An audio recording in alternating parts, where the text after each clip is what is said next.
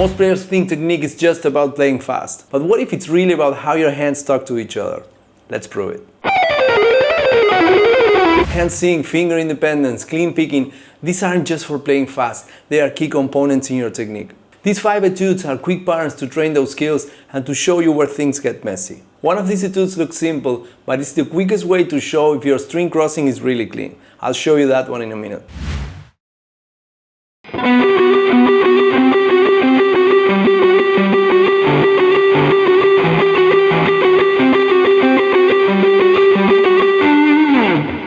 Okay, let's break this one down. The whole thing is in 16 notes, that means 4 notes per beat, with a pedal motif that is present the entire time. These 3 notes. What's going to move are the bass notes. We start with the bass on the B on the 4th string and then move up to C on the bass. The pedal notes remain the same.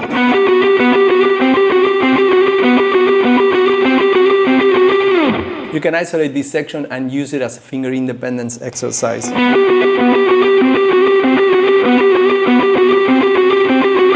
Then we move the bass to G on the 5th string and after that to C on the 6th string.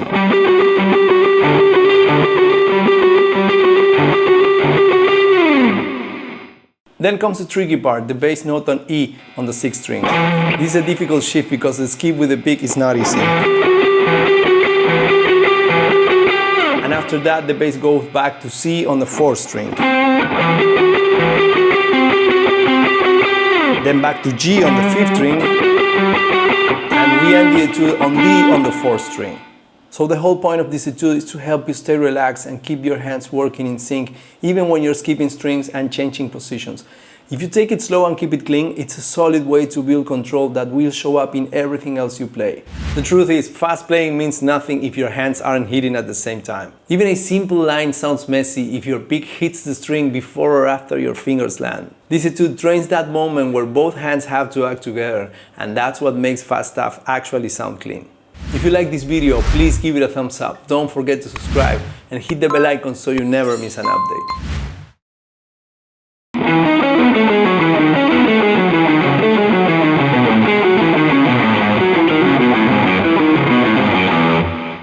Alright, here's etude number 2, also 16 notes and it covers a bigger range on the neck.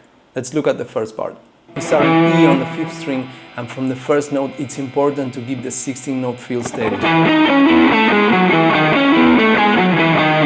Then we go to C sharp on the 6th string and keep going down from there with a similar progression.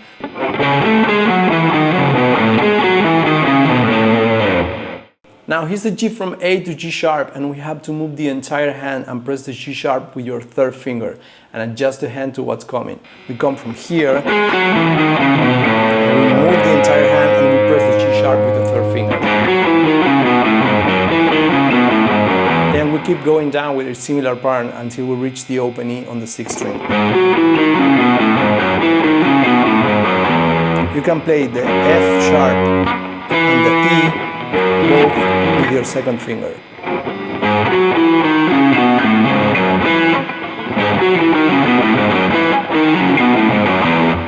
This etude is good for a few things: keeping your hands working together as you shift positions, controlling your picking hand when changing strings, and staying relaxed even as the pattern moves slower and uses open strings. You probably wouldn't use this in a solo, it's more just a pattern to work on your technique. This etude trains each finger to do its job without dragging the others along. That's how your playing stays clear and in control, even in tricky lines.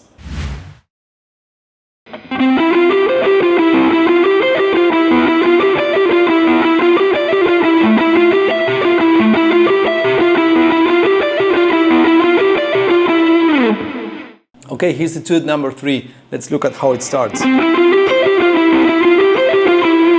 This pattern will test how clean your playing is. The skip from the 3rd to the 1st string seems easier than it really is. Start slow and learn the pattern. You'll play through the whole etude. Then we play this. Same pattern, different notes. We go from C to B on the 4th string and from C to D on the 1st. You can play these 2 notes with finger number 2. Then comes this. The bass keeps going down now to A on the 5th string, while in the 1st string we keep going up and play E. You can play the G on the 3rd and the E on the 1st with your pinky.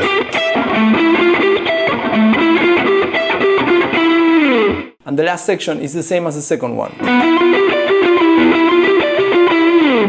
This etude is good for working on keeping your picking hand precise while skipping strings, and for helping your fraying hand stay even and controlled while repeating patterns in different places. Clean playing isn't about being perfect, it's about making sure what you play actually sounds good.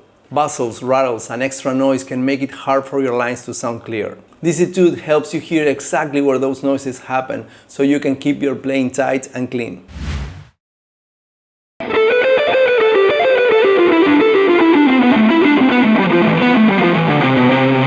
Let's play number 4. Here's how the first part looks. This section presents the pattern we will follow along the etude. Then we keep moving down using the same pattern, all 16 notes.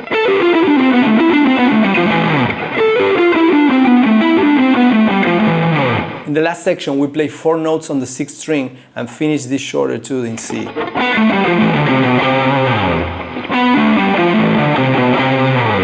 This etude is good for working on string changes, shifting positions, and keeping your picking hand relaxed as you move around the neck. Good picking isn't just about speed, it's about staying relaxed so your hand doesn't get tired. If you move too much or tense up, you start missing notes and your playing sounds sloppy. This etude keeps your motions small and smooth so you can play fast and stay in control.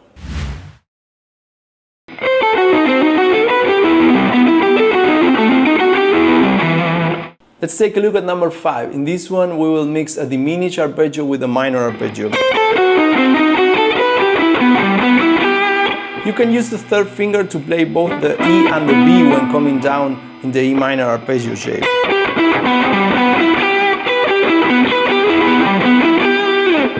Then another position of the diminished arpeggio, mixed with the E minor arpeggio, and we finish the etude on E on the 5th string. This etude is great for getting your picking hand and your fraying hand used to quick position changes. These kind of exercises help you clean up the little things that mess with your playing. They make it obvious where your technique needs more work. Keep them in your routine and your playing stays sharp for the stuff you actually want to play. Each of these etudes does something different. One might tighten up your picking, another might help your fingers stay out of each other's way. But they all have one thing in common: they make your hands work together smoothly. That's what makes your playing feel comfortable and helps you play the ideas in your head without your hands getting in the way. Pick one etude each day, loop it for a few minutes, try it slow and try it fast. You're not just running exercises, you're making sure your hands do what you want when you play. And if you want to keep working on your technique, watch this next video. I'll see you there.